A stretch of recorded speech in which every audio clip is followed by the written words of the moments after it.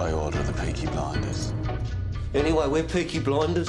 We're not scared of coppers. That's right. If they come for us, we'll cut them a smile each. My word to who? To a Peaky Blinder? Arthur Shelby of the Peaky Blinders. Thomas, you're a bookmaker, a robber, a fighting man. You're not a fool. Did you know they were going to do it before they did it? Because that's the one who's in charge, isn't it? And who knows before it happens. I know what I know. If you don't know, then you don't fucking know, do you? This is PBP, the Peaky Blinders podcast. I'm Jamie G. Esquire the Fifth. No, I cannot defend you in a court of law. I'm here with my co-host, the brother from another mother, Magnum Mills. And we're going to break down season 6, the final season of Peaky Blinders. Arthur! Just kidding. Mills, introduce yourself and let the people know what is going down right here, right now. And while how it's going down is a DMX track, this is not a suggestion. It's by order of PBP, Peaky Blinders podcast. Spoiler alert, I don't think it's going to make our best quotes, but I do miss by order of the Birmingham Urban District Council, so I do not want to miss my chance to drop that at least once. I'm Magnum Mills. Thank you for checking out PBP, Peaky Blinders podcast. If you're not already subscribed to the podcast or the channel, please do so. Like, follow, comment. We love all that shit. Helps us out a lot. We appreciate it. And again, here's a spoiler warning. We're going to be spoiling everything possible about Peaky Blinders at this point, so beware. This is basically just our season 6 wrap up, so we're not going to really talk about the series as a whole or do predictions for the movie and spinoffs, that kind of thing. Right now, just the wrap up for the season 6, but be warned, we're talking about any and all things Peaky Blinders. And on this episode, we are going to talk about our season highlights, but let's start out by checking in with the characters, man. Let's start with Hayden Stagg. Oh, dude, I mean, our boy here, we had a lot of thoughts at one point. I really was convinced he was going to be playing Jack Nelson, talking about Stephen Graham, who played Hayden Stagg. And I thought Stagg had two great scenes. And, you know, I guess in a season 2 where we also get, you know, like I said, we're spoiling everything, you get your two Alfie scenes. It kind of makes sense with an actor of that stature. And like I said, we're not going to talk about it, but I would expect him to appear in a movie or something like that. Like, I don't think you just, you know, cast Stephen Graham in that role. But on the other hand, I do give them some credit for recognizing that you want to service all the actors who've been on the show for all the seasons. So you don't want to overload it with guest stars. And they had a fair amount in that end, say with Jack Nelson and whatnot. So I think it makes some sense, but I would have liked to have seen him more. What's your thoughts, Jamie G? Yeah, I would have liked to see him, saw him more too. Only 2 appearances. I'm going to be honest with you, Magnum Mills. It wasn't enough for me. They were good scenes, but they weren't on the same level of an Alfie scene, right? Alfie can get away with 2 and you're dying for more, but Alfie scenes are profound, hilarious, critical pieces that move the direction of characters and the show and the overarching storylines. He is a pivot player, to say the least. Hayden Stagg, while it was important and it was some breakthrough, both with, you know, 2 of our favorite characters and Arthur Shelby, and then later with Tommy, to me, it wasn't enough. And, you know, there was a lot of, you know, new characters and, you know, side characters, new characters. Duke got more stage time than Hayden Stagg. So a little disappointed. I don't think it was enough. Yeah, I will say that I think the scene with him and Tommy was really, really top notch right there. So that gets me, at least I would say, over a third, like more than 25%, like gets me a third of the way there. The scene he did that with Arthur, when he kind of comes in like, oh, you boys ain't here to play football or whatever, and he kind of diffuses the whatnot, I thought was pretty good. But I think it would have put them over the top if we had one more scene with him and Arthur, like we talked about before, how we saw Arthur pass out in that alley after kind of raiding the opium den, and then next thing you know, Arthur's sober. And we kind of speculated, oh, you know, or at least I speculated, what if he had found Hayden Stagg in there or something like that? Because he talked about being in recovery or whatever. I think if he'd had one more powerful scene with Arthur or something, it really would have taken him over the top. So it's not like he had to be in every episode. But again, like you said, he didn't, you know, especially that first scene. The other one landed pretty well, but not on the level of the Alfie and Tommy scenes, the way they always do. Yeah. Like, high bar, but again, Stephen Graham is fucking great, so. He is, dude. No lie. And I guess expect, it just selfishly, I just wanted more of him because he's a great actor. Like, and I just would. Yeah, when he was cast, like I said, I thought it would make sense that he played Jack Nelson ultimately because that was a bigger part, and he played Al Capone before. So yeah, and it would be cool if he could somehow play Al Capone again, tying into the drug trade. Yeah, he played two roles, dude. He's a good enough actor. He can totally play two roles, no problem. Yeah. I'm there for it. Let's move on, Magnum Mills, to Ruby and Charles Shelby, Thomas Shelby's two children. How'd you feel about this? I mean, I thought that the plot line here with Ruby was really good. And it just was, obviously I hate anything. I'm a sucker for any child getting hurt or dying or having sickness that like will straight up, you want to see me cry, take me to like an emotional like Disney movie or some shit or Pixar, like where there's something that happens to a little kid, it's like that's tough for me, man. So I hated that she died, but it was such an important part of the overarching arc of Tommy Shelby and kind of where he went this season, right? From starting off as no limitations to realizing he's cursed, to realizing has limitations, to attempting to end his life. And the one thing that was constant throughout the entire time was Ruby. Literally from the beginning to the end, she played a role. And I thought it was really cool what they did with Ruby. Charles was tough, man. Again, emotional moment there at that last episode where he's choosing Lizzie over Tommy. And you just see that, Tommy's success and how awesome he is, it's not for free. It comes at a major cost, and that cost is him not being a good husband, partner, and unfortunately not being a good father. And that really highlighted some of his limitations in the respect to him not having any limitations. He's limited as a parent. And I thought that was one cool thing that happened with the Charles Shelby's plot line. Nice, dude. That was very insightful and eloquent. I will only add on to say that it did feel a little bit like they were kind of plot devices at some point, that you needed Ruby's death to put Tommy in one place, and then Charlie, the way he takes him down in the stable in the finale there, we're talking about like he's not really his dad anyways. Like, that Lizzie is more of a mother to him than Tommy was a dad.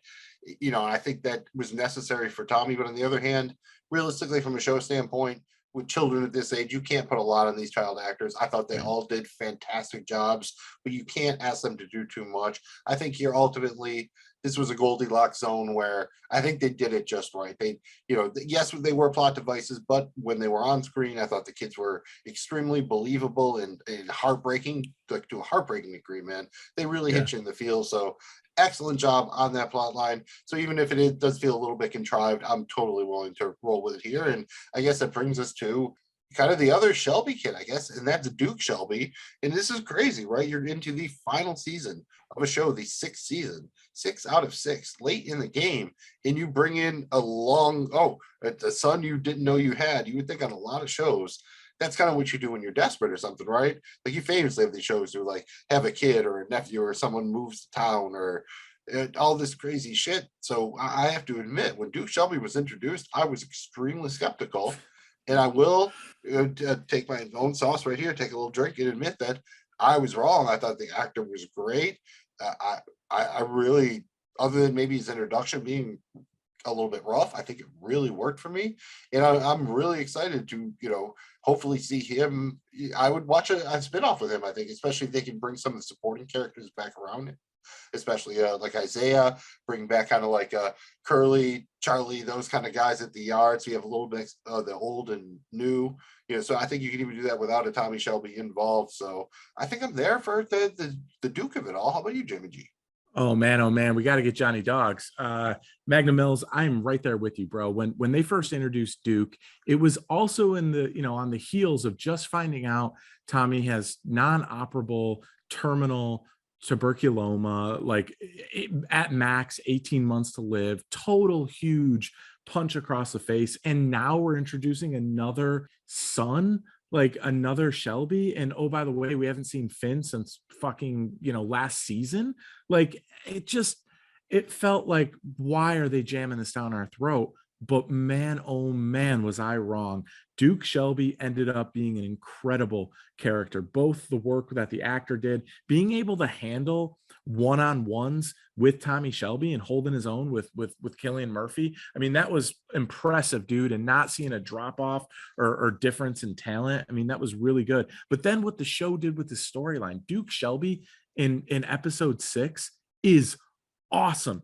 He takes control of that situation with Finn and Billy, and he was like a badass Shelby in his own way. He wasn't John. He's never going to be Arthur, and he damn sure isn't Tommy, but he's close, and he does it in his own style. And we got to see just a little bit of that. And I'm excited to see more Duke Shelby, dude. I'm not going to lie. Yeah, I think this makes sense here to, maybe kind of skip down a touch from what we might have in our notes and say, let's kind of talk about him in the context of Finn, because I think that makes the most sense, right? Because even though Finn is technically like an OG Shelby, he's been now ostracized from the family, and you saw Duke stand him up and basically, by order of the Peaky fucking Blinders, get the fuck out of the family. And let's just say it, we used to say forgot about Finn because we were trying to have a little sympathy towards the dude because he seemed it was so forgotten. But maybe there was a reason we were supposed to forget him. So welcome to fuck Finn. So Jamie G, what's up with fuck Finn? It's fuck Finn times 100. It makes sense now looking back, all those times we're like, was Finn even at that funeral? He had to be, right? And now it kind of makes sense. I do think they're setting What if he was off getting married? Like, that's how bad Finn was. He actually put his, like, opposite of Polly's funeral, he put his own wedding because he's just that much of an asshole. It wouldn't surprise me. I I'm think going with that in my head now. It's my head canon now. That's good with me. I think they're setting up a little bit of a revenge plot, either, and again, this is not an episode of PBP dedicated to predictions and future things, but I do think they kind of set the stage there for a little bit of an internal war with Finn, maybe taking on a turning face here and turning heel and taking on a villain role. So, but yeah, I'm right there with you. It's Finn's been forgotten. It's a little bit Fredo, right? To make a Godfather reference, like Finn has always kind of felt like he was kind of left behind and disrespected or whatever. Basically, because it wasn't, but it was also an age gap thing. Because he was the one he didn't go off to war and what have you, and right. Now we're grouping him in with like Tommy's children almost, even though it's not quite there, but it's close enough that, when you're watching that final scene, you really consider that Duke and Finn are in the same age group, even though there is a chance that Finn is like 10 years older than Duke or something like that. Right. You get the feeling that they're kind of the peers. Same, right? They're peers, yeah. Right. From an age standpoint. And it's weird, man, because Finn had to grow up real fast once John died. Part of me liked what they did when he kind of turned into this bad boy.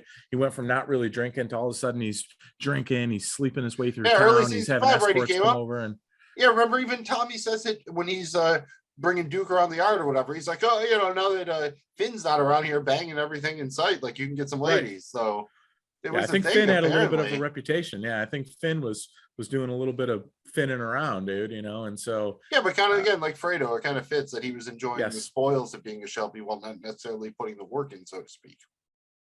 Spot on there, Magnum, spot on. So the other guy in the kitchen, then I guess Isaiah, before we get out of here, it does feel, again, not to overly comment on the future, but it does seem like he would be heavily involved in a spin-off there. And I think it's interesting because he kind of moved over, right? Because he was first like teamed up with Michael, and now they kind of moved him to be aligned with Duke. I think that's just to show that they like the character and the actor, and they just haven't been quite sure where to put him. But I like him teamed up with Duke against Finn, something like that. I would be down for that for a sequel. And, I thought that it was important here in the finale that Tommy obviously trusted Isaiah quite a bit here, because it seemed like only really him and Duke were in on like the final plan, right?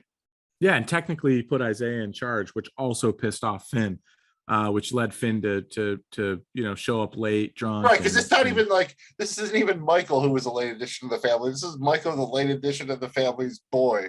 Again, he is like affiliated on the other, through Jeremiah or whatever, right? But still, right, that's definitely like, he's Finn's not a right. Finn's supposed to be in the inner circle, and these guys are like jumping over the circle like it's a Donkey Kong or something, or Burger Time, and they're just dropping that lettuce onto the bun or what have you.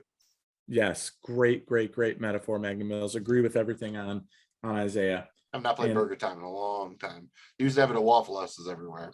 Not so much anymore. Burger Time. Speaking of burgers, let's go to the American-made man, Jack Nelson. Now, Magnum Mills, a lot was made of Jack Nelson's character, loosely being based on potentially Jack Kennedy is what we speculate. Was he a worthy kind of big bad for you in terms of his role as the villain here? I'm surprised to say, yeah, I'm actually pretty happy with him. You think about his opening scene with Tommy in the church there, that was pretty great. And I started looking through my favorite quotes for the season, and especially remember, Jack doesn't even appear, I believe, in the premiere or the finale. Yeah. So he's only in 3 or 4 episodes. I think he's in 4, but it might even only be 3. But he makes an impact here. He's got some of the better quotes. He's integral to the plot.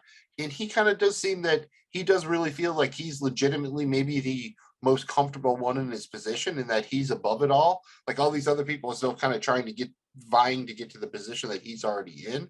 So he does, I think, feel like he's in the catbird seat a little bit. And it works out. I do say I feel a little shortchanged that, again, he was supposedly so integral to the plot, but we didn't get any of him in the finale, which is, again, obviously, I think a setup for future endeavors. Excited about it. Would I've been maybe, I don't, that's not even fair. I can't say that I'd be more excited if Stephen Graham would play the character. I've just seen him do more things. I'm not really familiar with this actor. I thought he did a great job, especially towards the latter end when he had that the shower scene with Billy. Oh, yeah. I thought that was, you kind of got that like really intense feeling from him then. And then after that, he's kind of riding the high, and he shows up to that dinner at Tommy's house, and he just wants all the celebration and the champagne and whiskey. Yeah. So I think I lean into Uncle Jack at the end there, Mr. Jack Nelson. I think I'm feeling him. Yeah, Big Jack, Uncle Jack, Cousin Jack, Jack the attorney, you name it. But no, Jack Nelson is the guy here, Magnum Mills. I'm going to agree with you. When we first saw kind of the Boston gang or the Boston Mafia or whatever you want to call it with Michael, it was kind of a letdown for me. Yeah, they were a little weak in that first episode. Like, yeah, they were also busting Michael's balls and everything, and they didn't seem very intimidating as far as no, it just didn't work for me. But then when we, and there was a lot of buildup to Uncle Jack, right? I mean, we heard Gina talk about it and Michael talk about that, and there was so much power and kind of stigma associated with him. And I thought he delivered as the season wore on. You're right. That scene in the shower with Billy, where he, literally grips him by the thing. I mean, that was really powerful. And I did like his bravado, and I think there's a good. He's kind of like the American version of Tommy a little bit. And I like that. I think that's kind of an interesting element. He even makes that direct comparison, I believe, in that final scene when they're sitting there, like he said, getting the whiskey or whatever, and talks about how Tommy's just like him and how they're out for blood, and like for British people, like how the price is different over there than it is in America, and that Tommy's more like him than he is like the British aristocracy or the political class or what have you. I'm there for Jack Nelson for whatever the future holds in the Peaky universe. Speaking of another character from another country, let's go over to Ireland and talk about Captain Swing. This was a weird one for me, and I'm going to say it was a little bit of a swing and a miss, because she really just felt like a person that the show gave us from the IRA for the Shelbys to get their revenge on. Like it didn't really feel like she had a big enough kind of role throughout the season. She, it was, at first it was like, okay, she's this bad person because she killed Polly, and then I don't know, maybe Tommy's gonna bang her, and then at the end she's trying to kill Arthur and it didn't work out. She just didn't. I don't think this worked for me as much as I wanted it to. I think this is probably a victim of having the death of the actress who played Polly coming into play here, and they needed to give a face to the IRA bad guy, basically. And I think because it was a female, they wanted to have the female. And again, the actress, I think, did a good job. I just don't think she was given a lot to work with. And it doesn't even really kind of make sense that the way they do the assault at the end, because Arthur's supposed to be sitting there with people in the window with his wife, and then he's at the bar by himself. And like she comes herself instead of sending guys. And it plot level doesn't make sense. Shout out to the actress though. Like her death scene, I thought was very good. I thought early on when she had kind of the scene with Tommy, kind of their little sit down or whatever, where she was like, yeah, we did this shit, so what are you gonna do about it, kind of. Yeah, again, not the greatest thing, kind of something necessary, but you would have liked maybe the IRA to feel a little bit more formidable, maybe. Cannot disagree with that. I think that's what I was looking for. Moving on to just a horrible character, a terrible, I mean, real trash bag piece of shit here, from a character standpoint, is Diana Mitford. She is just literally the worst. Well, Man, all oh right, man, is she. let's clarify real quick. Who's worse, Diana Mitford, Finn?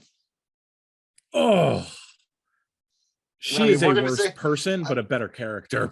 yeah, 100%. But we're saying who is like the absolute worst. Who would you rather like not be stuck in a room with or have in charge of your life or something? I mean, Finn is just kind of like a little bit egotistical, but like almost kind of harmless because he's not that smart. Like, Right. I'd be more scared of Diana Mitford, I think. So I'd say she's the worst, but they're, they're No both pretty brainer. bad. But just all Yeah, right. I want to she. make sure you called her the worst, so you have to make sure she has at least a legitimate chance of actually being the worst. I feel. I think she's in the running here, Magnum Mills. Yeah, I mean, she we might be saw her not, she character. might not be the captain of the yacht, but she's on the boat.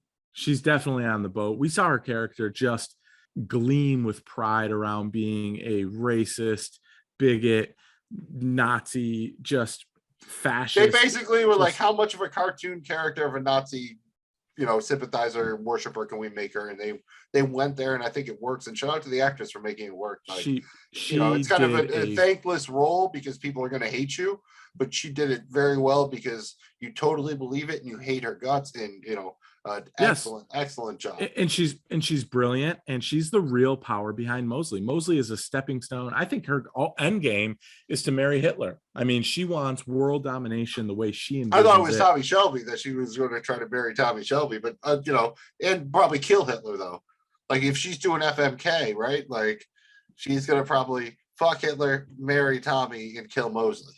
I think that would fall in line for her. But yeah, I enjoyed the character, but man, oh man, is she just repulsive in terms of she's an absolutely terrible human being. Yes. Yep. And that brings us to we've established that enough. Yeah, that brings us to the man kind of behind her, who she seems to be. I don't know if it's a full-blown cuck situation or what, but she seems to wear the pants. We'll put it that way, and that is Sir Oswald Mosley. Magnum Mills, thoughts on Mosley here? Real quick, just shout out Amber Anderson. That's the actress who plays Diana Mitford, just so we didn't miss her. In Mosley, I think the only real interesting thing here is, do you think he is basically like buying what Diana is selling? Like he's just sucked into her and he's willing to, like you said, be subservient to her? Or do you think he is actually playing that kind of like 3D chess or whatever, and he's using her? Because those are the only two interesting options, right? Like either has to be kind of who he is, or he needs to be somebody like who's going to surprise the shit out of us at some point. And I don't know. He feels too feckless to like really be pulling one over. But again, if he was really good at doing it, that's how you would appear to be, right? Absolutely. And you got to think back to season 5, where Tommy really believed that Mosley was the man Tommy couldn't defeat. He wasn't able to kill him. He wasn't able to take him out and win in season 5. And now he's kind of had to align himself with him, in a Fox kind of way here in season 6. But it wouldn't surprise me if just as much as Diana thinks she's using Mosley thinks he's using Diana. Let's not forget, she comes from, elite background. She was married to a Guinness legacy family member. She's got money, she's got power, she's got connections. It wouldn't surprise me because Mosley's still. I mean, yeah, we see him. He has his own apartment when he's banging Gina and everything. So yes, as much as she's banging Tommy, she even says that to him, like, "Oh, it's like a tit for tat." Oh, well, because Mosley he banged Lizzie too. So Mosley has gotten around, at least in terms of whatever you want to say, as far as having the relations goes towards social leverage or political leverage or whatever. And you do have to keep in mind too that, remember when they had that scene on the floor of Parliament there, and it looked like like Diana was ready to bang Tommy on the benches down there, just not on the Tory benches. And then Mosley at that time just happens to come walking in, and he didn't just happen to come walking in, right? So he probably but there's a chance Diana knows, like he's watching. He could just be watching Tommy and or Diana. Maybe they both know it, maybe neither of them know it. But maybe on the other hand, Diana thinks that she has him, to quote the Cranberries, like, wrapped around her finger, in maybe not as much as she thinks, because she's a little bit high on her own supply, so to speak, as far as just, you hear her talking about she wants to indulge in everything, like, right down to her worst impulses, but, whatever, she's a creature of excess, whether it be, drink or lust or hate. She just, she wants it all. She wants it all, and she's willing to do whatever it takes, and it's scary. Speaking of somebody who wants it all, but seemingly has it all, at least in his own mind, that is Alfie Solomons. Man, oh man. Can we just get a show that's just Alfie? I mean, I love him, Magnum Mills. I think he is probably the most powerful character on the show. I mean, he's just so. He's like when the he Godfather of speaks, Boston, really, at the end, right? And he's still got his obviously his contacts over on the other side of the pond. So, like, he is a real power now. Even if he wasn't before, I mean, he is legitimate. So, he's not someone who can be ignored going forward. I just hope we get something in a way that's not, if they're going to finally just do it in a movie, hopefully he doesn't just show up for 2 scenes. I would agree with that. I think too, like there's a possible setup here for, maybe he's the key to Tommy winning over Jack or Mosley. Like somehow, some way he will be involved either as a consultant, an ear, even if he doesn't really, he says he doesn't care. It's Peaky, he's got to fucking betray Tommy at the end. It has to all come back around. And then Tommy shoots him in the other eye, right? That would be a fitting way. We're not doing predictions, but that would be, in theory, from a writer's standpoint, that would be how you'd want to do it. Because of course it would just when they feel like they're, real because that's Alfie, right? He's always betrayed them when it becomes the most profitable reason to do so. Tommy's just had the best offers recently. There's a lot of I don't think Alfie has anything against Tommy. I just think Alfie will just do whatever's best for Alfie. Yep. And Tommy's not necessarily that different either. That's who they are. I think that's why they get along. So as long as their interests are aligned, they're in pretty good shape. But as soon as it becomes, obviously more profitable to go against the other, I don't think either would hesitate. One thing is for sure, Magnum Mills, I hope we get more Alfie. I love Alfie. Yeah. There's nowhere. And speaking of guys to get more of, let's just talk about kind of the background guys real quick. The big 3. You got Curly. You got Uncle Charlie, you got Johnny Dogs. I think they all really got a chance to shine in the finale, especially, they generally were guys who would, appear periodically. They'd usually get, here they are in the season premiere. Here they are in the season finale. I think in season 6, they got proper coverage, basically. I think so too. I was actually really glad to see kind of them step up and play critical roles. I mean, Johnny Dogs, integral roles. Integral they roles. all I mean, did. he had one of the Johnny Dogs had one of the greatest scenes and lines, of the entire episode. I'm gonna go look at the fog, Tom. He's still tell me I did a good thing. He's still there looking at the fog. Yeah, I mean that was great. Uncle Charlie, same thing. I mean, I liked that the show went back to those 3 characters and used them the way they did in that final episode. Hey, and Curly, he's half horse, so he is half horse. He is half horse, no doubt about it. So let's talk about, not the, you don't want to be full black or white. So let's talk about the gray area and start with Gina Gray, because she's a character, like, talk about vibing kind of on your own frequency. Just the way the colors around her, the way she dresses, just acts, the way her apartment is, if you call it an apartment. It's just like, it's like nothing else on the show, right? So kind of what did you overall kind of your feelings on Gina here? The thing with Gina is weird, man. Like I loved the shots in the scenes in her house or her apartment. It was like you said, totally outside of not what we're used to seeing in Birmingham. And actually the show did a great job of that this entire season. We see Tommy out, searching for a cure for Ruby, completely out in the rolling hills. We see him at the end, same kind of thing. We saw, a little bit with him traveling to Canada, but let's face it, that wasn't much better than Birmingham and London. But we really see it with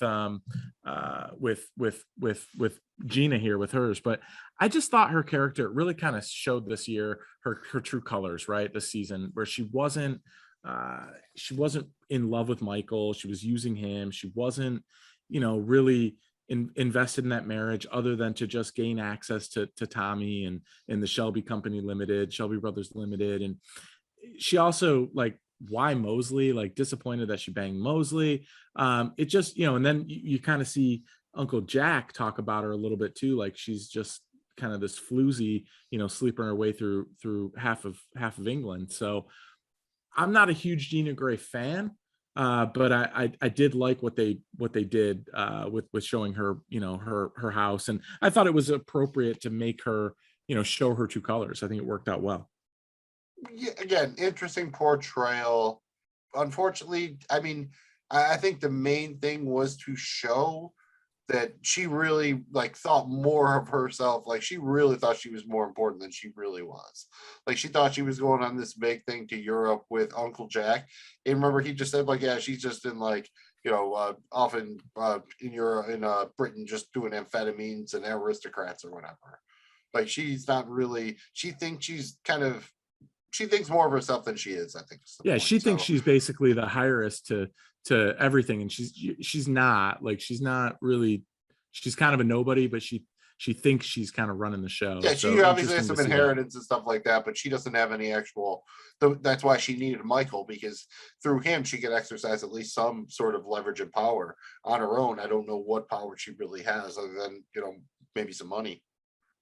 Speaking of Michael, great transition, Magnum Mills. I'm not going to lie, dude. Throughout this show, and I know we're just talking about season 6, I liked Michael's character throughout this show. I knew heading into the season it was going to be the revenge. They gave him this terrible mustache. It was horrible. It was hard to look at all season. He basically, for the second time, for this is 2 seasons now throughout this show where he's cooped up somewhere, right? We saw the one season where he's cooped up in the hospital for basically most of it, and now this one he's in jail for all of it essentially. I preface this with that. The death scene, like his scene with Tommy, the final showdown, I thought it was fantastic. I thought it was just really well done, and I'm happy with how they brought Michael into the show and how they took him out of it.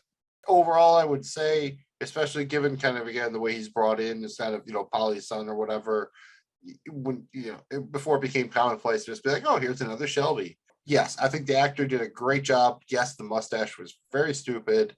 Maybe he had some scheduling issues or something like that. I almost wish that in the final season, like he'd already maybe been in jail when it started for something else, so he didn't have that scene at the beginning with Tommy, so they didn't see each other until kind of that final scene. I think that might have lent more weight to it, and I don't think it really would have mattered much from a plot standpoint. So that's probably my one nitpick here. The other being, he really let himself have no hand. He was basically at the mercy of Gina, at the mercy of Jack Nelson. He wanted to talk about how he was doing his own thing, but really he wasn't.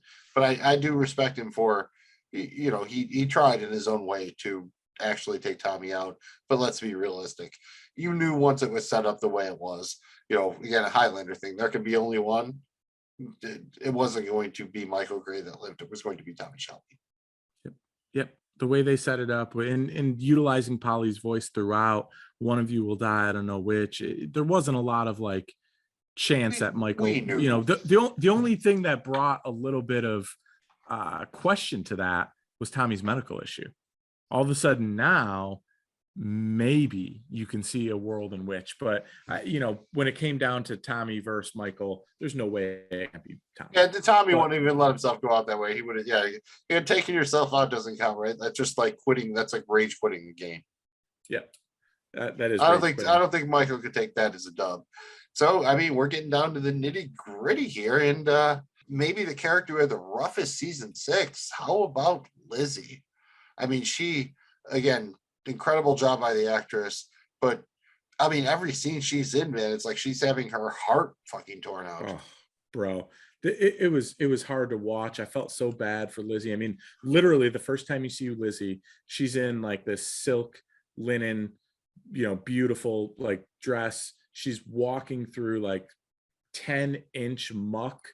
I mean, you need golf shoes to walk through muck like that, bro. I mean, it was terrible. And she's walking through it, just sledging through it. And it's because Tommy just pulled the trigger on his own gun, and she's dropping the bullets down and basically calling him out for not being a man and trying to take the easy way out. And literally that sets the tone from the from dealing with tragedy with Ruby being sick to Ruby dying to, Polly's death, to Ruby being sick, to Ruby dying, to Tommy being with her but away at all times, not letting her in, to finding out Tommy had to sleep with Diana. I mean, all these things to end to ending having to leave him and having Charles, who isn't even her biological son, wanting to go with her. I mean, it was just so emotional of a roller coaster for Lizzie. And we got teased with her starting to see a little bit of like this power role where maybe she could kind of fill in some of the gaps of losing a Paul. Losing Polly Gray was a big deal for this show, and they never really replaced her. And I think it just comes to show that they didn't have to, and they don't need to, and they can't. That's basically the bottom line. But yeah, I don't think anyone had a tougher season, bro. I mean, Tommy had a tough season, but Tommy always has a tough season. Again, everything about Lizzie, absolutely great here, especially actress. But I know we're not doing predictions, but it just came to me crazy. Like if Mosley was really doing the rope-a-dope, wouldn't it be crazy? Like we think about how Diana was maybe trying to get with Tommy. What if Mosley flipped it and he like has Diana killed and then gets with Lizzie to like get at Tommy somehow? Because they've already, they something, and then Lizzie just is so spiteful at Tommy that she's willing to do whatever. Yeah, man, that would be not a lot of predictions, but that one just popped but... into my head. But I mean, that's the kind of thing you could build a movie around, right? It's got you wouldn't put it past. I wouldn't put it past Mosley at all. Yeah, because we need to see Lizzie in the movie. I would be very unhappy if she was written off just because they're divorced or what have you. Agreed. One more amazing female Shelby here that we didn't talk about is Ada Shelby. Ada, dude, again, we didn't see her a lot this season, but when we did, it was awesome. I mean, the episode where she essentially fills in as the boss for Tommy, dude, and you see her it's like Stella got her groove back. Like you see her confidence in knowing that she can do that and she could do it at a high level. And when I say it means running Shelby Enterprises, making decisions. She is built for it, dude. And then you start to realize that Tommy sees her not only doing that, but sees her being in politics and doing an even better job than him. So I really liked what we saw from Ada. We didn't get a ton of her, but man, oh man, when we got her, it was really good. Oh yeah, I'm very Celine Dion here. My heart will go on for Ada. And I would say, I think it's almost pretty easy to say that she's probably had the most positive character arc throughout the show for at least the original season 1 characters.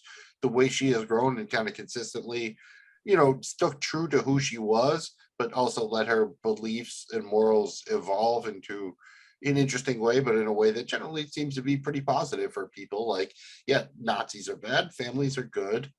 She might like a little whiskey in the morning or whatever, but yeah, I think she really, again, like you said, the episode where she was featured, and Tommy, when he leaves, that's when he leaves in charge of Shelby Limited, is Ada. And I think for very good reason. And I feel that, Shelby Limited would be in very good hands. And if they do some sort, movie spinoff, whatever, I am totally cool with, Tommy's working on the shadows and Ada's she's the boss the whole time. She is the boss, bro. I'd be there for that. Speaking of the boss, it's time for All About Arthur, because we got to talk Arthur Shelby. That's right. Our guy. Love him. Dude, I'm not going to lie. This season, the first half or 60% of the season wasn't the Arthur you and I or anyone else wanted. But dude, shout out to Paul Anderson. Man. The actor is fucking incredible. I mean, we have seen Arthur go through so many different peaks and valleys as a character, and the highs, the lows, that, from trying to hang himself to just not having control of his rage, to beating people to death, to going on freaking benders where he's just pounding whiskey and cocaine and banging a million chicks, to finding Jesus and getting married. Like, Arthur has been all over the place.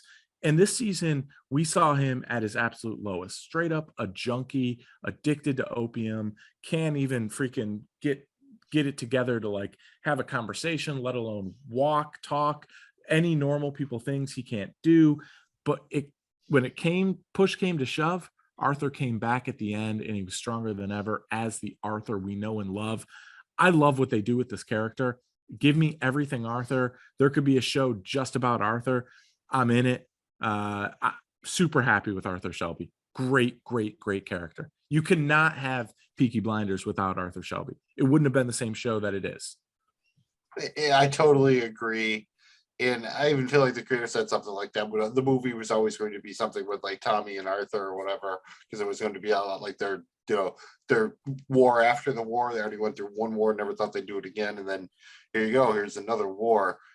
Yeah, I think you said it really well, man. I will say that this is kind of from a writing standpoint, I love Arthur, but they'd already kind of like built him out to be, he was kind of the most, I would say, cartoonish character on the show, like just larger than life, not necessarily in a bad way, but the problem is, how do you keep inflating that? Like, how do you top it? And I think what they realized they had to do is they got to do the Chumbawamba kind of, you got to get knocked down so you can get back up again. And that's exactly what they did, is they broke Arthur down as far as they could. So even that we hated it, we were still invested in his redemption. And then when he finally gets that redemption, it's very, very sweet. And it also leaves you in a place where you're now very excited again about the character of Arthur Shelby. So while it was, you call it a little detour or whatever, from a character standpoint, I think it made a lot of sense. It also presented them from, going over the same beats over and over again. And it made you kind of have to fall back in love with Arthur Shelby. So I'm there for it. Yeah, bro. No, 100%. Well put. Arthur is the man. We love him. We literally dedicate a segment to him each and every PBP, Peaky Blinders podcast, called All About Arthur, because he is our guy. Speaking of our guy, that brings us to the guy, the one and only, the complicated mofo, Tommy Shelby, dude. What an incredible character. I mean, I don't know, man. This Tommy Shelby has gone down as like definitely in my top 10 of characters all time. And I'm going to say it right now, Magnum Mills, Peaky Blinders is probably in my top 5 television show. Like, it's that good for me, bro. As we get deeper into the post Peaky show proper, we can get into this. Yes. Obviously, Tommy Shelby, it's tough to break down overall because, again, his character has been all over the place this season. The loss of a child, thinking he had a life-ending illness. Just the threat. I mean, not only threats from every level. He finds out he has a new son. I mean, you can't really, there's so much here to break down. I think obviously you can say his character arc is extremely rich and crazy. So let's try to just simplify it a little bit. And I think the theme of the season was something about the limitations or lack thereof of Tommy Shelby. So from that moment at the beginning of the season where he puts the gun to his head and pulls the trigger, to the end when he sees, in theory, his own, corpse on fire in the burning wagon, like, do you think, where does Tommy stand on limitations? Did he ever have them to begin with? Did he have them and now he doesn't? Did he not have them and now he does? Where are we at on Tommy and limitations? So what I've come to learn with Tommy Shelby is, on the surface, he has no limitations. But as I alluded to earlier in this episode of this podcast, PBP, Peaky Blinders podcast, his limitations are with his ability to be the man he wants to be, the father he wants to be, the husband he wants to be. Whether it was Grace or Lizzie or whoever comes next, Tommy will always fall short because he has no limitations. He creates limitations, and honestly, the things that matter most in life. And that's the tragedy of Tommy Shelby. I think you're about summing it up perfectly, and I could kind of say it was something that, spoiler alert, this is going to appear in my favorite quotes of the season. But I think one of the quotes you're looking for is when Lizzie says, "You are cursed, Tommy, never to understand the limits that other people will accept, never to be allowed in where everyone else is, a curse never to be lifted." Because that's kind of the problem, is maybe Tommy doesn't have any limitations, but he doesn't understand that, like, other people aren't necessarily cool with him not having any limitations. So Right. Even if he doesn't have any, by default, whether it's through family or business or society, they might impose limits on him. Yeah, absolutely. I mean, that's just being a normal life, dude. If you want to be that way, you can't have a family. And that's why I kind of think, again, not quite the time for predictions, but at the end where everyone thinks Tommy Shelby's dead, and now all of a sudden he realizes he's going to live and he has a new lease on life, I could see him opt to, operate from the shadows there, because then maybe he has no limitations. He has to have to fear retaliation against his family if no one knows it's him. No one knows he's alive. So I think that'd be an interesting angle to play going forward, in a way to really kind of examine where he truly is at, vis-a-vis said limitations. PBP, Peaky Blinders podcast. This is fun. Love it. Let's keep it going. Jamie G, look, dude, this is what it is. You love grading stuff. You love ranking stuff. I love that shit too. Maybe we missed our calling to be teachers, but let's be honest, that would just be a horror show for the kids, and we love the kids like Trick Daddy. So let's not do that. Instead, let's just start off. And I was going to say give our top 5 lines of the season, but after like we went through a vigorous vetting process here. So let's call it 5 and 2 honorable mentions, not necessarily in any order because that also proved to be pretty difficult. So let's just talk about some Peaky Blinders lines we really love from the season. Jamie G, hit me off with one. Yes, sir. And Magnum Mills, just so you know, I'm currently getting my doctorate in education so I can be Professor Glow. That will come in the future. Stay tuned for all things that we do. Mills, you're not kidding, bro. We narrowed it down to about 50 and then 25 and then 20. And we settled on, 5 or 7 of them here. So for me, I'm just going to get right into it. And I'm going to say one of my, favorites is the scene with Arthur when he says, any man, any fucking man can look like this before. A Peaky Blinder still looks like this after. That was incredible. Oh, this the was Liverpool Docs. That was an awesome one. Like that felt like Arthur getting his groove back. Like yes, right there. I was ready to like run. Yeah, through it got me pumped, dude. I was pumped like yeah. a football coach. I remember writing that in my notes. Like 100%. Go team. It was the first time we saw Arthur be Arthur, because leading up to that, he had been just a drooling, smack addict. So it was really nice to see Arthur back as the leader of men. And that was exciting for me. I love that. Love that quote. All right. I'll go to one that, for not really doing it in any particular order, one that matches that energy. And that's from the scene where we see Jack Nelson go in there and get the bull Billy in the showers. And he groats him to the groin. And he says, because I used to do this kind of thing for a living. And sometimes I kind of miss it. Just like Mr. Shelby, I miss the wave of electricity you get under your scalp. I miss the taste like metal on the tip of your tongue. And then he finishes with, most of all, a man loves his balls. Yes, they do. And dude, that was a great moment where we got to see, Jack Nelson. Some of the best sound design and Foley work I've did TV in a minute. Like it is even not as a male, I'm sure it's uncomfortable to, and without showing or yes, incredibly well done. So that would, I'd give my Emmy vote to that right there. But yeah, it's in the running.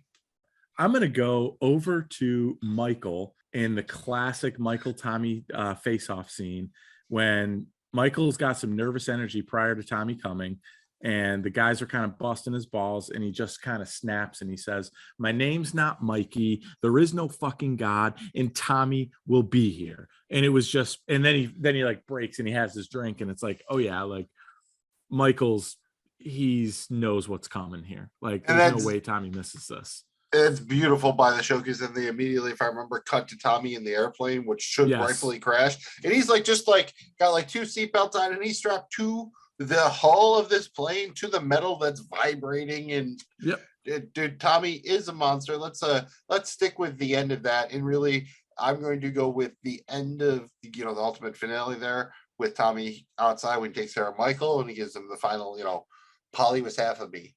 She still visits me in my dreams. She'll visit me no more. And then he pops him in the head and says, I have no limitations.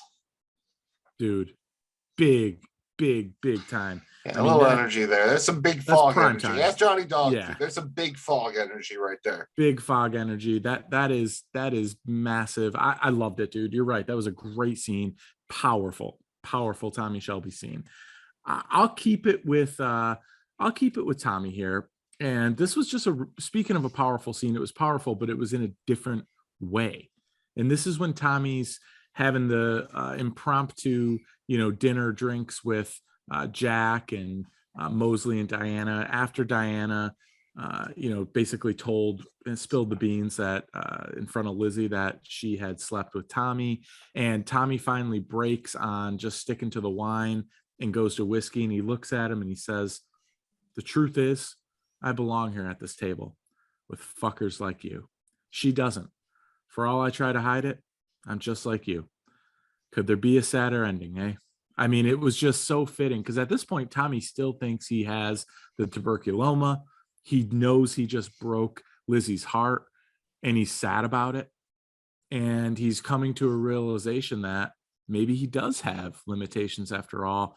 And he's no better than the people he despises right at that table. Super powerful. I'm so happy because even though this isn't really a gambling podcast, so to speak, or show, I wanted that line and I couldn't cut anything else. I kind of figured you would do it for me. So thank you so very, very much.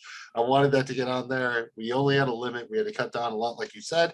I'll go with a little different Tommy line. It's one from earlier in the season. We start kind of talking about what he, like, just how politics work. And he says, well, since I've entered politics, I've learned that the line doesn't go out from the middle to the left and to the right. It goes in a circle.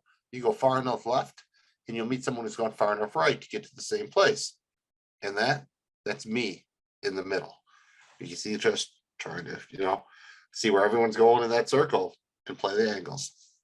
Man, oh man. My last Tommy quote on this list is literally, and again, there are dozens and dozens of Tommy quotes worthy, but we had to pick, and here's what we did. So for me, Magnum Mills, this was just a real funny one, and I'm going to switch gears to some humor here in a bit, but it was Tommy when he's thinking he's having a meeting in Parliament with Mosley, and in comes Diana, and basically she doesn't care what he wants to say. She just wants a little bit more action. And by action, I mean, she wants to bang. She's looking to bang, buddy. And Tommy just rattles off all this stuff, answering all her questions.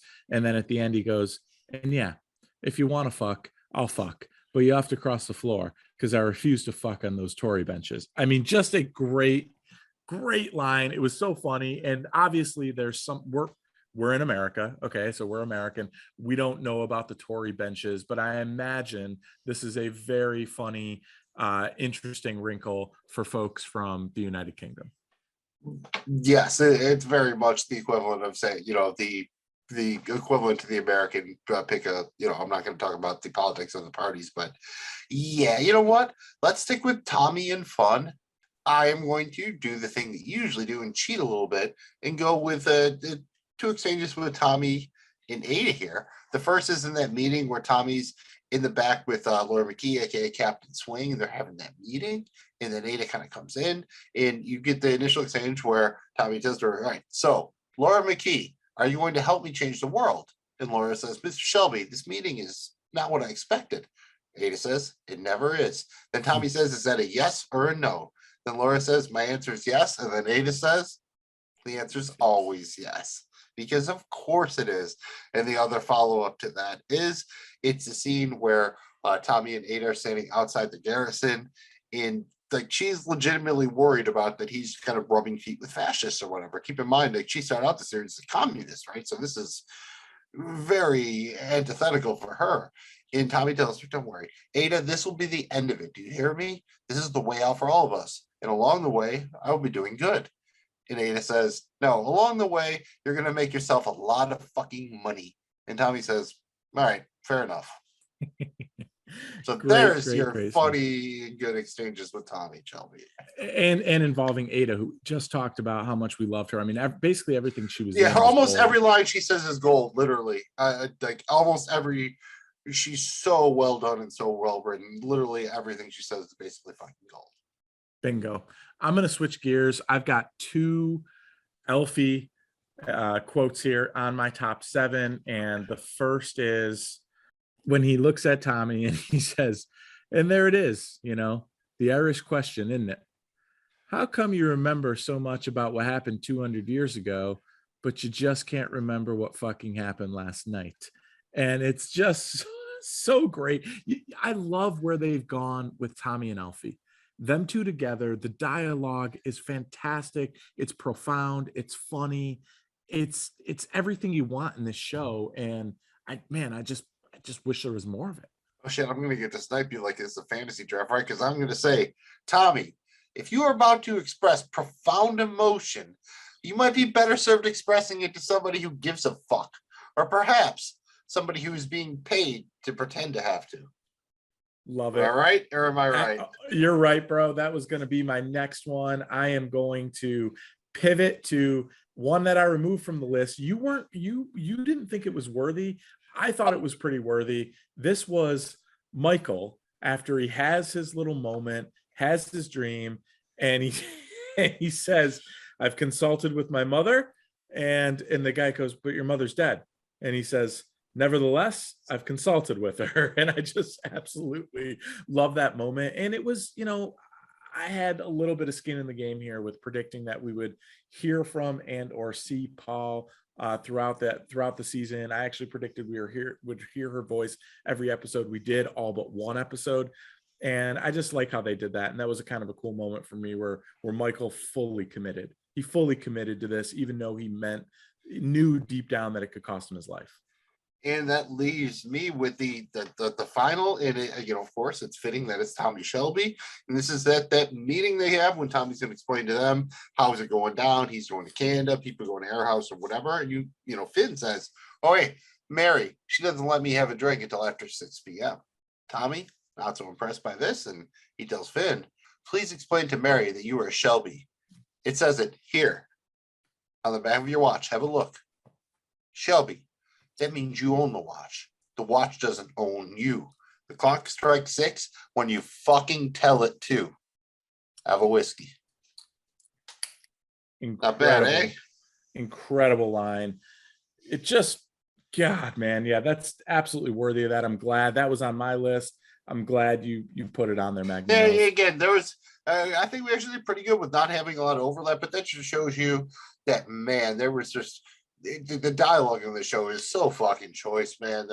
Not only is it generally entertaining to say kind of independently, but it's usually just, again, well tied into character, into plot, some underlying meaning, done fantastically. That being said, now it's time to move on to our favorite, moments or scenes, whatever you want to call them, from season 6. Jamie G, I'll start out with one of my favorites, and that's the shootout in the finale outside the garrison with Arthur, Jeremiah against Captain Swing and the IRA. I think it's shot incredibly cool. And it kind of gives Arthur the ultimate, he's all the way back, especially when he gets over and says, "Oh, her name was Polly and she was my aunt." And it really, but you also feel it at the end with them talking about they're still in France and everything. I just thought that was just a fantastic scene overall, and especially highlighted Arthur and Jeremiah very well. So absolutely, dude. And that little foreshadowing as Arthur first comes to the garrison, and there's a guy out there reading the scripture, and Arthur goes to him and looks at him and says, "Where's Jeremiah?" And the guy says, in heaven. He's their Larry, he's their lookout. He gives them dope for that. That's set up. Yeah, and he gave him some, absolutely. And that was, gave him the coins. I mean, just, you're right, dude. One of my favorite scenes of the entire series, let alone the season. Outstanding. Speaking of Arthur, bro, I was a big fan of that moment when we saw Arthur getting the gang hype at the scene with Hayden Stagg at the docks. It was the first time we got the Arthur we know and love. I was hyped as hell. I thought that's all we were going to get. Arthur, he peaked there. He had another valley before we get him, where we want him at the end. So, it wasn't like after that moment, Arthur was back all the way, because he wasn't, but that was a pivotal point for me, being able to just get enough Arthur to kind of wet my whistle and make me happy. Yeah, from a metaphorical sports standpoint, he got you ready, the coach getting you ready to run through the wall. But then it was a little bit of a false start when he got in there, because he really wasn't quite really recovered. So that's why Hayden Stake was kind of, able to relate to him on that personal level, I think, and calm him down. And I'll stick it right here with one more Arthur moment, because we love the man. And that's when he's down with Tommy in the basement, and they're waiting for the wine, and they start talking about that fight when they had where they were kids. And I think that's the moment, right? Not only the moment that Tommy pulls Arthur back, but I think Arthur kind of grounds Tommy in a way that he didn't know that he needed, especially considering he was, really thinking in his head that he was going to die sooner than later. I just think that was maybe the pivot moment of the season, where, kind of that was, not quite the lowest point, but damn near close. And then from there, he started swinging back up a little bit. Absolutely. And I'm gonna piggy off that, Magnum Mills, and parlay that right into the scene with Arthur confronting Tommy about his medical reports in Tommy's office. This was so powerful, bro. And that hug at the end, I mean, shit, dude. That was only a hug I would that not have brothers survived can that hug. understand. No, man, I that would was not a- have survived that hug. Like that was like Tommy Shelby and Tommy Boy put together. Like, the Callahan Shelby connection is just lethal. dude. It was an incredible scene. Loved it. And again, you saw it flip where now Arthur was pulling Tommy back up. Yeah, and all because Tommy was willing to, and we had talked about that going through when Tommy had kind of dangled the carrot that was, bringing the wife back to him, and we like, oh, is it real? Would Tommy really do that? Yeah. In the end, he actually, he really backed up his talk and got him and Linda back together. So you hope it works out, but again, we didn't see Arthur at that final dinner, so. Again, I expect them both to be in the movie, but it is what it is. And let's kind of take it outside the family a little bit and go to that first meeting between Tommy and Jack Nelson in that church. First time we met Jack Nelson. It's kind of these, two alpha males, main character, protagonist types feeling each other out. And I thought it was pretty fantastic. And I was happy with it because initially, like I said, I thought Stephen Graham was going to be playing Jack Nelson.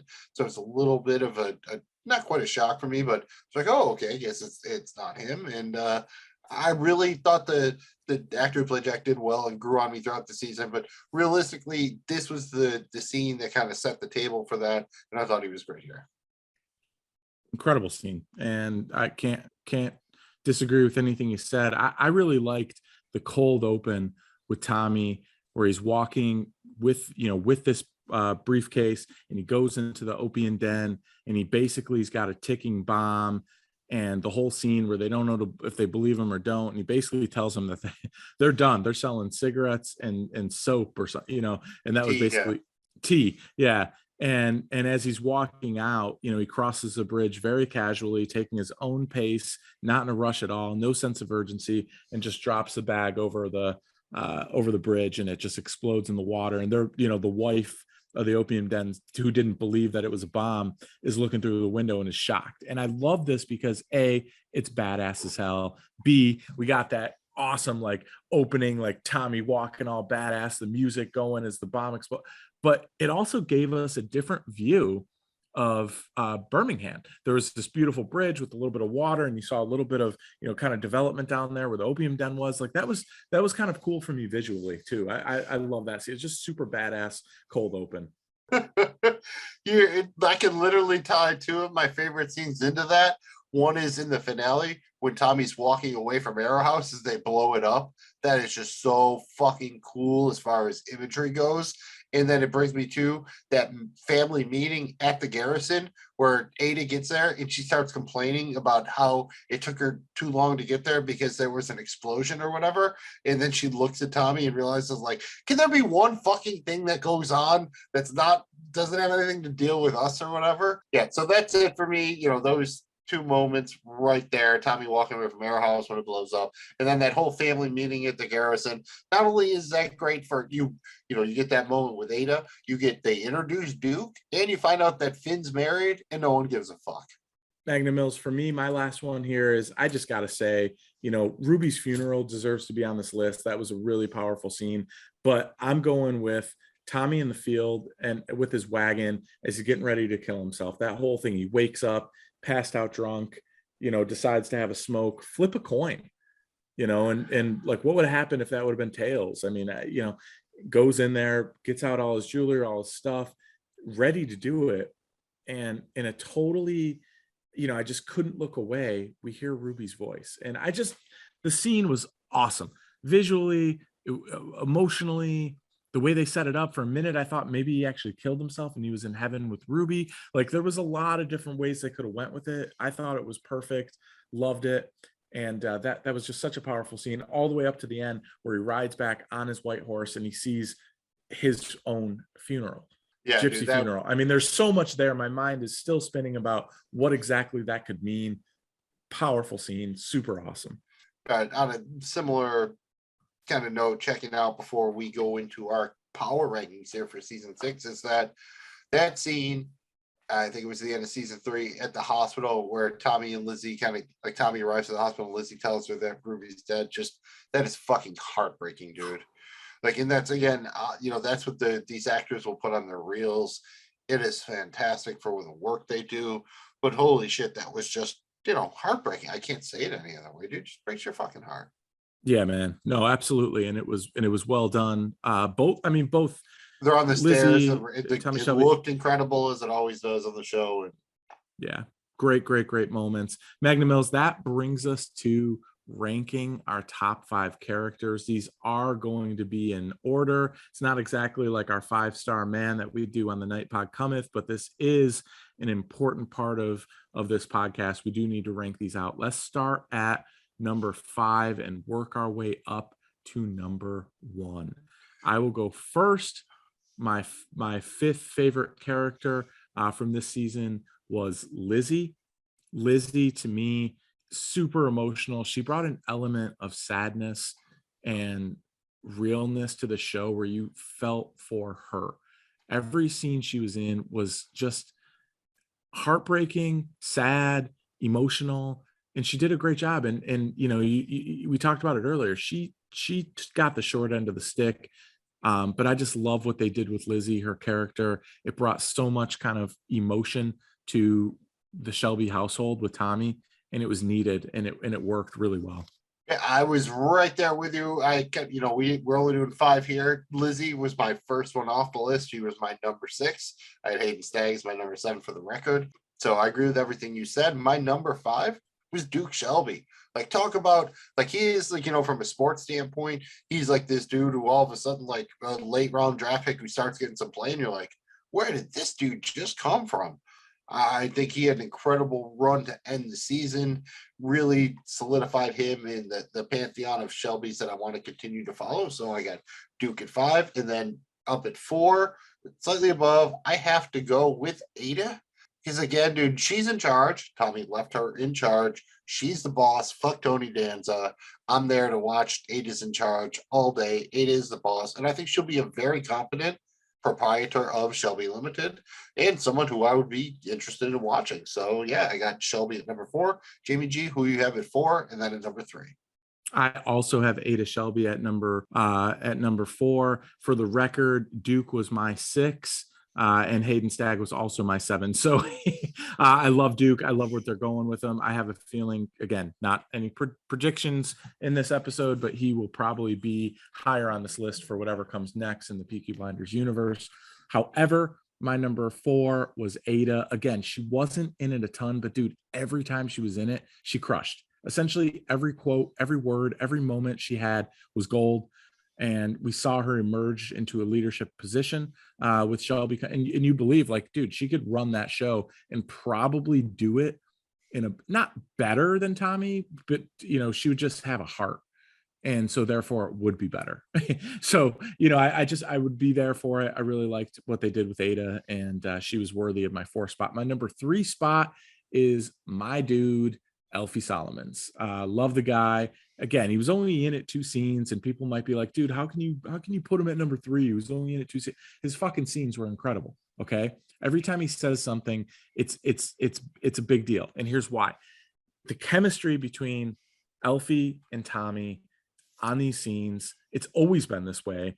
It's so good. And now there's a deeper connection between the two of them where Tommy, like, the only person he can tell certain things, as crazy as it is Alfie.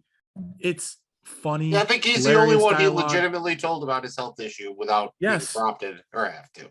Yes. And you go back through the dialogue, dude, and it's so funny. It's hilarious, but it's profound, as I said before. And really, these conversations and what comes out of these meetups between Alfie and Tommy shape the course of the season. And they're a big deal. And so therefore, that's my reason why Alfie snuck on the list. And I've got him as high as number 3. Man, like 3 was tough for me, but I'm actually going to have to put the only Tommy Shelby at number 3. Because I think he had a crazy character arc, right? He started off the season trying to kill himself.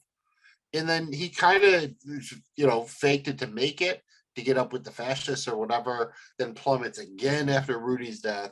After Ruby's death, he plummets again, and then he's finally forced to kind of rebuild himself in the light of that he thinks he's going to die, and then he finds out that he's going to live again.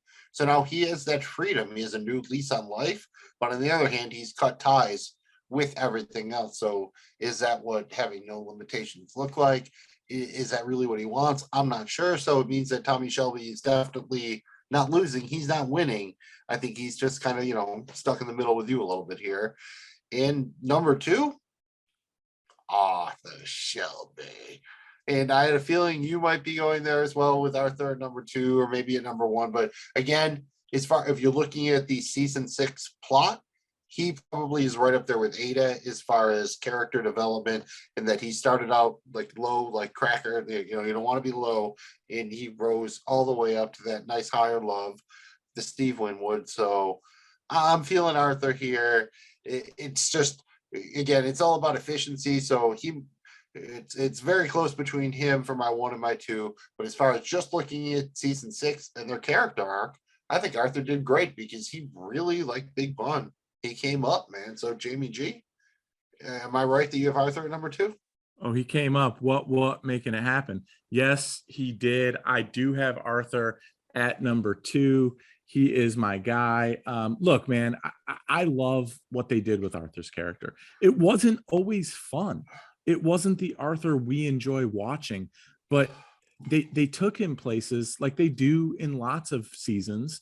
And this time they took him to a new low, and he found his way out of it. And that end scene with him at the Garrison, it's as good as it gets in anything. That's right up there with any great scene in any great show.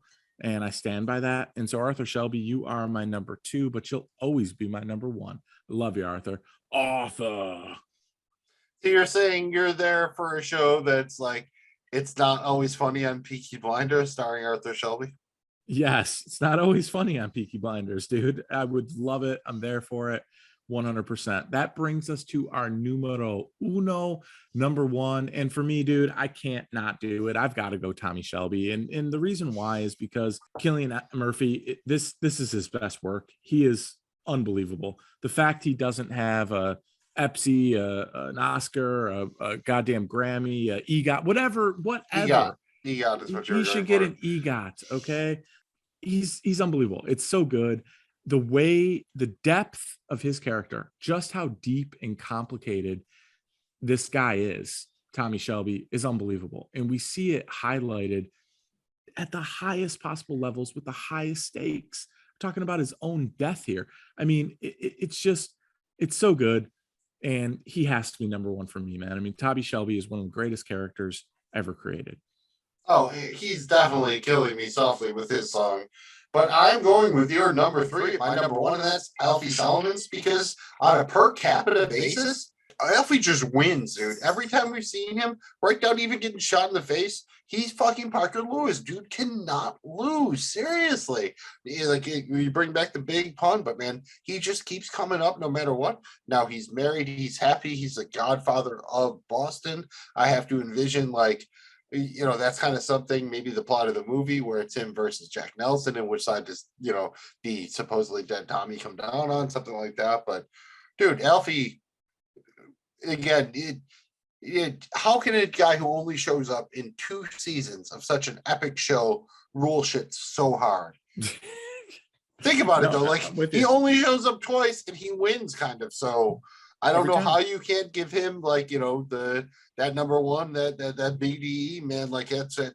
He just got that big Alfie energy, man. Like, he's just all up in there, and it's fantastic. And again, they have fantastic, chemistry as actors and everything. So it's all great. I hope it's all there in the finale. And that's all it, but the actual, like, the professorship of it all. Don't we have to kind of give a grade to season 6?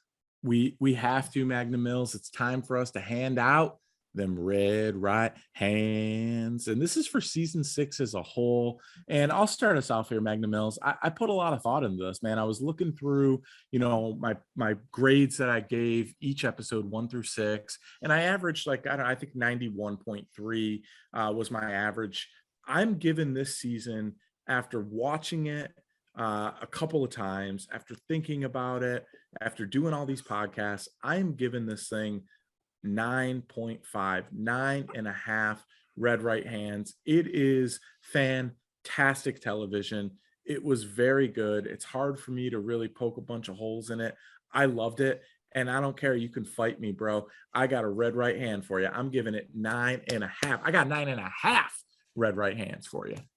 Boy, I think I was in a pretty similar range. I think I was more in like the 8.8 range for my season rankings, like if you average the individual episode grades. Thinking about it, going back, rewatching them, man, this holds up pretty well. I do think, again, there's still room to grow. If, basically a movie functions as kind of a season 7 and puts a little bit of a bow on things, for instance, like we don't get any Jack Nelson in the finale, things like that. So there's definitely plot threads to be dealt with out there. I'm going to go with a 9.3. I was kind of up and down a little bit or whatever. I think that, again, there were a couple quibbles I had with the season. It was not perfect. I'm not wild that they had to, do the Chumbawamba thing to Arthur. It worked out in the end. So 9.3. I think that's pretty fair. And I would recommend this season and all seasons of Peaky Blinders to anybody who is, for some reason, watching this as your first experience with Peaky Blinders.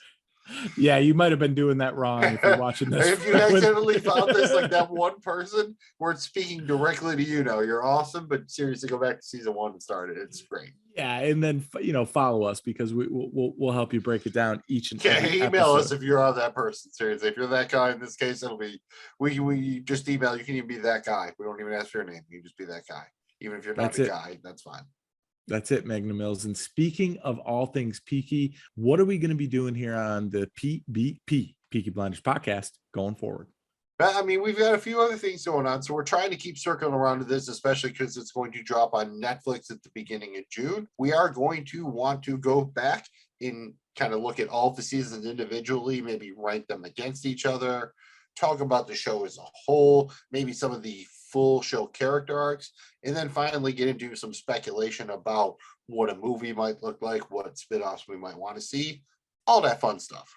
Thank you all for checking us out. We really appreciate you watching, listening, and being a supporter of PPP. We love this show. We hope you enjoyed it as much as we did. Peaky Blinders is the shiznat, and we plan to keep it coming, man. Don't you worry. PBP is in the house. Peaky Blinders podcast will be here as we move forward. Magnum Mills, thank all these wonderful people, and let's get the hell out of here, bro. Thank you, wonderful people. I have my very George R.R. Martin cap on. It does not look nearly as Peaky Blinders without the tie in the shirt. Even at the end, like, you got to give Killian and Softly Murphy credit. He makes that shit look good. And if you want to look good or at least hear stuff that might sound good and interesting, thank you for tuning into PBP, a Peaky Blinders podcast. You can find us on your favorite podcast platform, on social media at Peaky Podcast. We're also covering the 6th and final season of Better Call Saul on our podcast, Saul Over Soon. Find us on your favorite podcast platform and on social media at Saul Over Soon. And we just randomly decided, like, fuck it. We're going to cover Barry from HBO because it's pretty awesome. And, no ho Hank for life. Hashtag it all. We're the Barry Podcast. Find us at Barry Podcast on your favorite podcast platform, on social media at Barry Podcast. And we continue to cover It's Always Sunny in Philadelphia because, much like the late 90s to early 2000s Puff Daddy, we can't stop. We won't stop fucking with the gang at Patty's, where the Nightbound cometh. Find us on your favorite podcast platform and on social media at Nightbound cometh. And we're from the Joe Blow Football Show, who you can find at JoeBlowFootballShow.com and on social media at Joe Blow Show. I'm Magnum Mills. He's Jamie G. This has been PvP. That all rhymes. So all you need to do is remember that everyone has a plan until they get hit with that red right hand.